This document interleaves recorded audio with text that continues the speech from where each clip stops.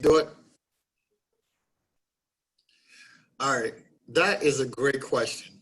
And just for the recording purposes, I will repeat it. He wants to know what's the difference in the debt to income ratio for FHA and conventional.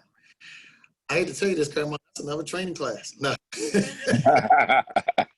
But the thing is, that's a very good question. So I'm going to tell you how this works. FHA is roughly 50% for most lenders. Some lenders are now 45. But if they have 45, they have to get an exception to get up to 50. There's some at 50 that have to get an exception if they go up to 55. We're at 55. And I'm waiting right now to get an exception for 56%. And I got it approved through desktop underwriting. So I think I have a strong case that I submitted it back to upper management to say that I have all these compensating factors to support why we can justify, we can approve this loan even though we're going over the threshold. So it depends on the different banks, but us, we go up to 55%. Now, that's for standard credit scores. But if you have that's if you have a 680 or better credit score, I'm sorry. But if you're down to 640 to 680, then the most we can go up to is 45%. Now, if it comes to conventional financing, if you're at a 640, 9 times out of 10, you're not going to get it approved any higher than 43%. And that's where it's tough. Conventional is really tough with going through their desktop underwriting. They want to make sure it's picture perfect for them. We can get an exception sometimes up to 50%, but it has to have all kinds of compensating factors. And what do I mean by that? You have to have strong assets. Strong assets are very important with everything. So what do I mean? That means that says a lot about you if you have strong assets. And that's what they look at. They're like, okay, this person is really a good stewardship over their finances. They're paying their bills on time. They might have a low credit score, but I see that they're saving, actively saving and actively working to get their stuff in order. So if a person had a $10,000 worth of closing costs that they had to bring to the table and they had $10,200 in their account, it might not get approved. But if you take that same scenario with the same person with $10,000 and this person had like, let's say $17,500 in their account, then 9 times out of 10, we might get an exception for that. So compensating factors are very important, and hopefully that helped you out with the DTI. But that's a very good question because we have to work with loan officers with that constantly. And that drives me nuts sometimes. I got to talk to the loan officers about that and be like, look, you can't go above this DTI because of this program. So good question. And hopefully I was able to answer that for you.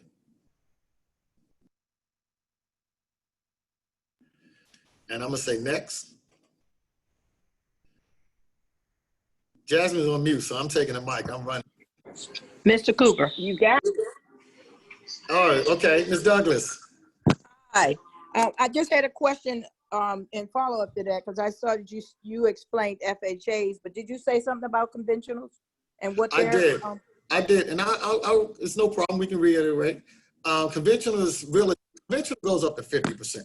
Okay, but 50, to get approved, it's really technically we try to stay under 43.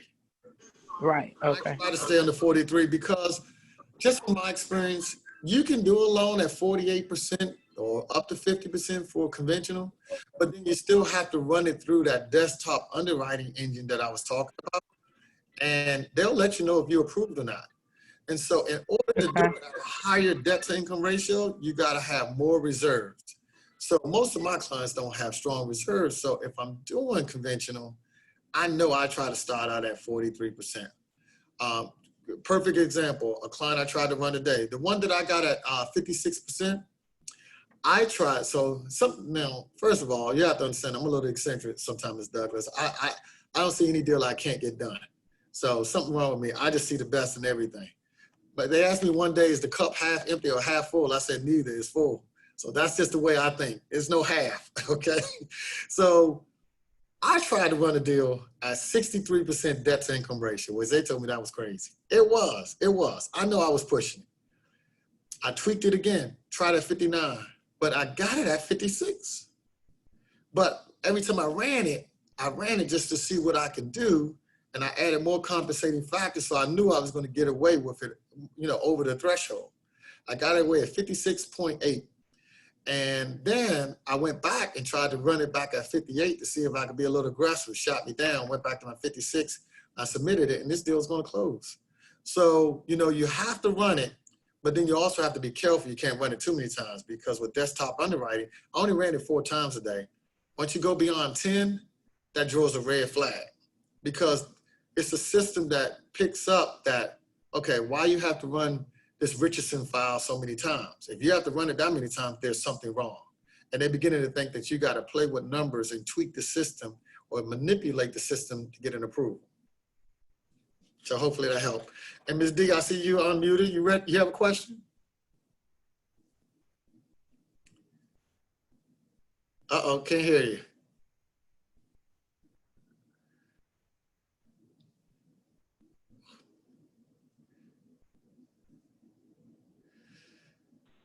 D, we can't hear you. You might want to put it in the chat.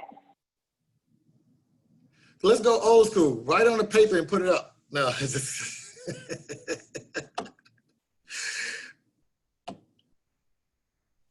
All right, if you put it in the chat, or if you want to call me later, let me know. Okay, that's fine. I want to give us a moment to wrap it up, because this is excellent. And I think that we could go on with this for a very long time, but I do want to honor everybody's time today. So we'll take the question that's in the chat now, and then we'll hold everything else until we do this again, okay? Oh, you see Dee's message. She's just saying thanks. Yep. But thank you all again. Right. This has been a great week. This is always a joy. I'm just looking forward to when we can all get together. So we need to hurry up and set this up. Thank you, Mr. Cooper. You're welcome. I'm ready to get together, Porter family. Let's go. I'm tired. Look. Let's do it. I broke all the COVID rules anyway, so I'm gonna tell you, you would talk bad about me. I've been to the beach and everywhere. I practice social distancing, and I'm being careful, but I'll tell you, I broke all the rules. So, you know, I tell you, I'm sorry. and they made me go get tested. I think we all miss people. That's it. Thank you. So I miss you guys. I'm ready to set it up. Let's go. Can we get out? Can we meet up at the brokerage one day in the lobby, in the parking lot? I would say so. Do a tailgate. Let's do a parking lot tailgate session next time. I like it. I'll leave it for you and Curtis to coordinate. All right, all right. Well, you know, I got to talk to Curtis and Shay. They're working on getting. There you go. Of course. You know, it has to go through Mr. Porter. So that's there right. you go. All right. Well, that was excellent, Coop. We're looking forward to the next time. Thank you so much for coming on and sharing all of your wisdom. We're excited. We got a lot of great information. So I'll post this video for you guys. I did my best to take notes for all of the points that Cooper was making in the chat, so you can go back and review them in the event that you missed anything. But you all are wonderful. So thanks for carving out the time today for learning about the loan process. And I'm going to let you guys go because it is 1:42. All right, guys. Thanks if you want to stay on and you have any more questions, just call me personally. I want to let everybody go. All right, guys. Thanks again, Coop. Have a great day, everybody. Mike.